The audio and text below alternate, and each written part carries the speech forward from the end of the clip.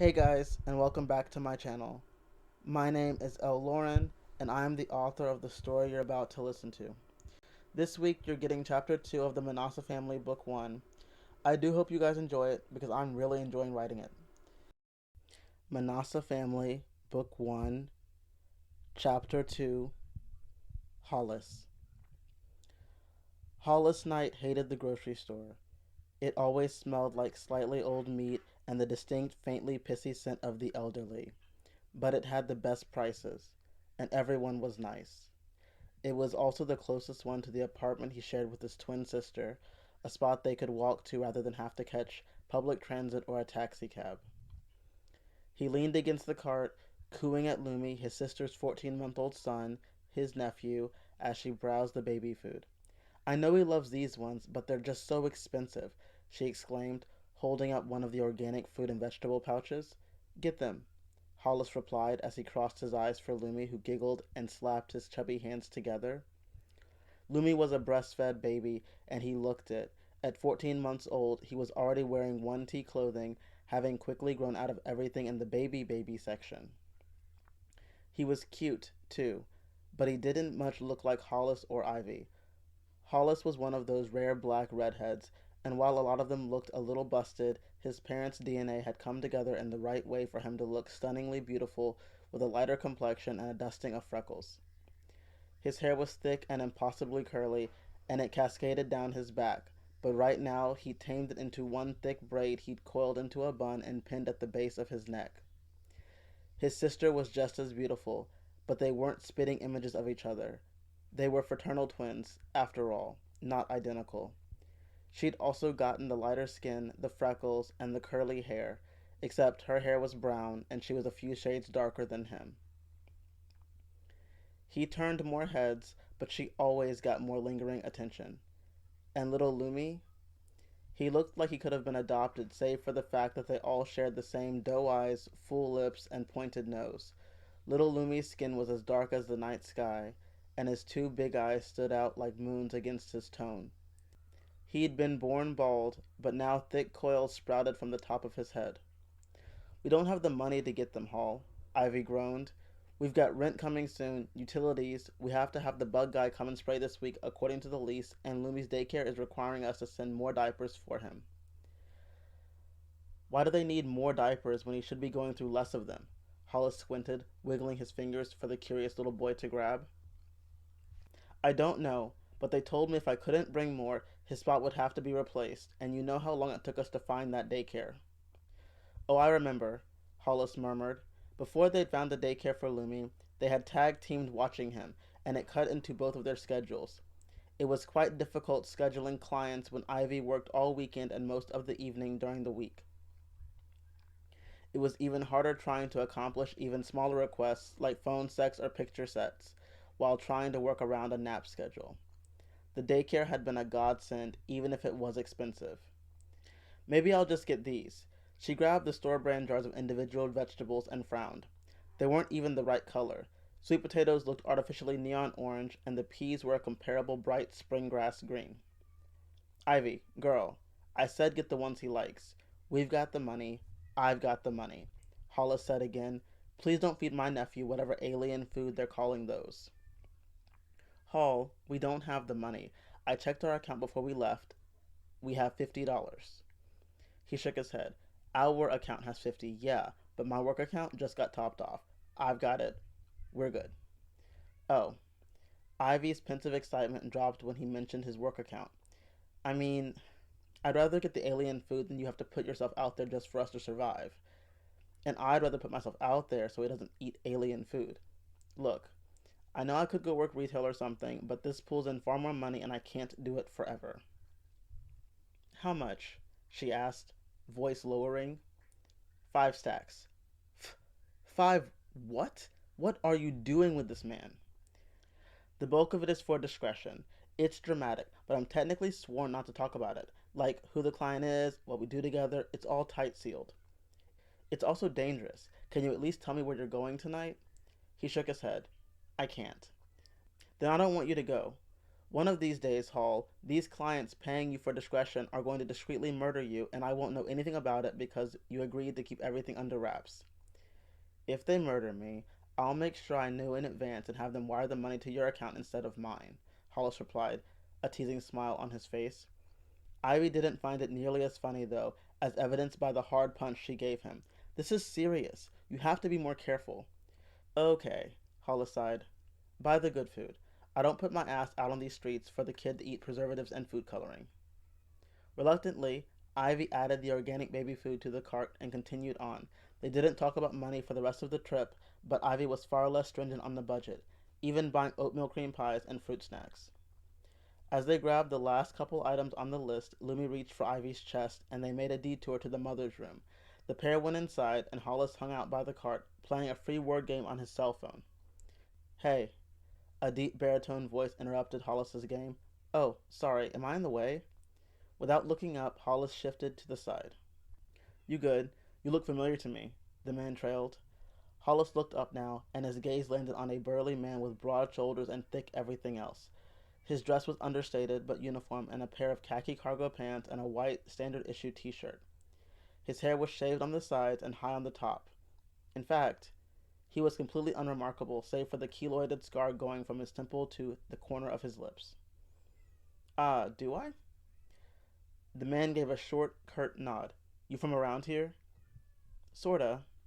I moved to this area a few years ago, but I've lived in the city all my life.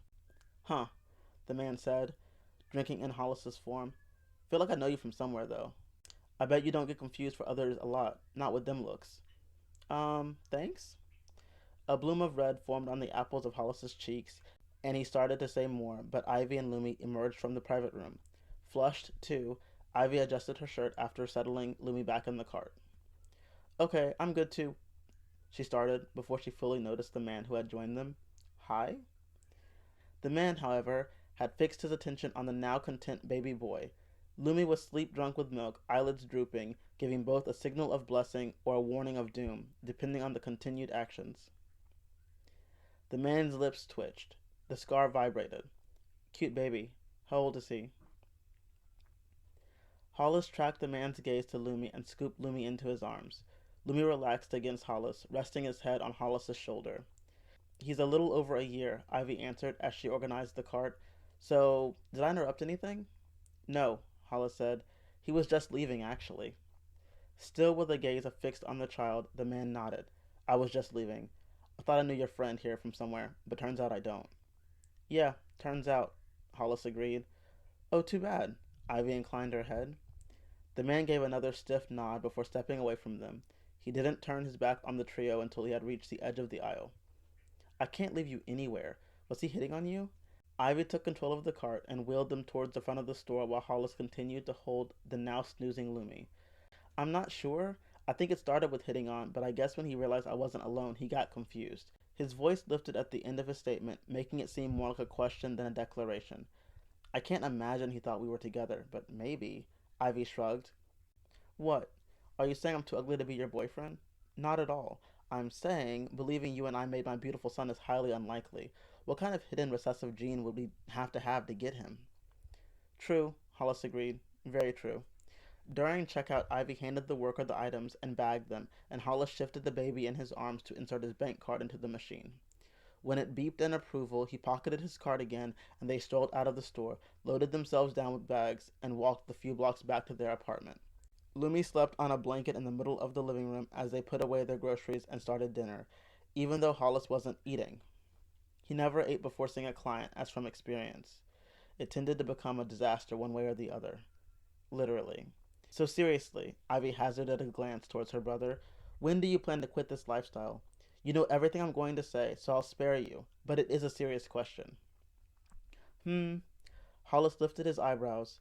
When are you going to consider dating safer men? What are you talking about? You know what I'm talking about. Hollis peered into the living room and then regarded Ivy again. You're no better than me. Maybe it's just in our blood then, but you like a thrill as much as I do. His father, your little boyfriend, is a gangbanger. Hollis! Ivy started. Don't Hollis me. You're lecturing me for at least getting paid for dangerous stuff while you're putting yourself in danger for $0.00. I love him. It's different. I guess so. You loved him so much, you carried his kid for almost a whole year and take care of it solo without asking him for a single penny. Because it's not about who pays for the kid. I wanted a baby. I wanted his baby, and he gave me what I wanted. So you're trying to tell me he was all about multiple methods of contraceptive and you wanted him to raw dog it? Ivy glared at Hollis. You make it sound vulgar. Because it is vulgar. And this isn't about me. This is about you. Okay. Well, I'll consider another profession when you consider changing your type to middle management men. Ivy rolled her eyes. Good talk, Hollis teased. Anyway, I have to get ready for my date. I'll share my location like I always do, so you'll still basically know where I am, even if you don't have the address. And I'll text you when I arrive and when I leave. I think he's bringing around a car for me too, so I don't have to pay for that myself. Fancy, Ivy teased. For $5,000, I think it's the least he can do. Chuckling, Hollis exited the kitchen and escaped to his part of the apartment. He showered, getting in a good shave and even washing and drying his hair. He slid product in it and crimped it, so as it dried, it filled out, haloing his face like a sunset-colored mane. He took the same care with choosing his attire for the evening. He knew nothing about the man he was seeing. What he could assume, even with threadbare evidence, was the client was high profile, either someone dangerous or someone famous. Perhaps it was both. He selected a designer t-shirt with a snug fit and a pair of high-end jeans to pair with it. Doc Martens on his feet balanced his slender weight and added visual appeal. After a light dusting of makeup, mostly around his eyes and his eyelashes to make them pop even more, and concealer on any imperfections, he emerged. Okay, how do I look? He presented himself to his sister, turning a circle for her. She clapped. Stunning as always. Ugh, I love your hair, especially when you have it down. I don't know who this man is, but he better know he's getting a treat. Hollis flashed a smile and gave a little chuckle. Right? He opened his mouth to say more, but before the words came to him, his cell phone chimed the arrival of his transportation, and he dashed out the door. He sauntered down the steps of the apartment complex, down the shallow sidewalk, stopping in front of a sleek black sedan with dark tinted windows. Hollis, an older gentleman with eyes as dark as the coat of paint on the car, greeted him. Yeah. He nodded and opened the back passenger door for him. Hollis slid inside with a murmured thanks, and he closed the door again. The drive was quiet and felt longer because of the silence. Hollis' nerves grew, starting as a little seed and sprouting inside of him until there were knotted vines in the pit of his stomach. He didn't often get nervous before he saw clients, but this one was different. He knew from the beginning it was no ordinary client and no ordinary job, but the reality sank in more and more as they moved through the city. He lived on the South Side, an area free from heavy influence, for nearly 30 years. There were fights, of course, but none of the major families had any stronghold. It meant an odd sort of freedom. But he was driving away from it, taking the winding roads and multi-lane highways from the area he'd grown most familiar with to a new area, to the East Side. He couldn't remember what family owned the East Side, and he also didn't care. It wasn't his life, but the difference was clear as soon as the invisible dividing line was crossed. There was an odd sort of peace and a richness. There were working streetlights and huge trees lining the roads, not old flickering lights that went out at any remote strong gust of wind. This car, too, it was also safe. It moved along the road with other cars giving automatic deference, blowing through the streetlights until they pulled into a driveway. Hollis's heart jumped into his throat as the driver turned off the car and opened the door for him. Thank you, he murmured, barely audible over the sound of his blood pounding in his ears. He ascended the driveway, up the steps, and the door opened. He saw the man's shoes first, crisp alligator print, square box toe, and dripping with luxury. And then he trailed up to his face, getting lost in sharp wolf eyes, a predator's gaze. His mouth went dry. He'd definitely needed the $5,000, but this was the kind of man Hollis would have fucked for free.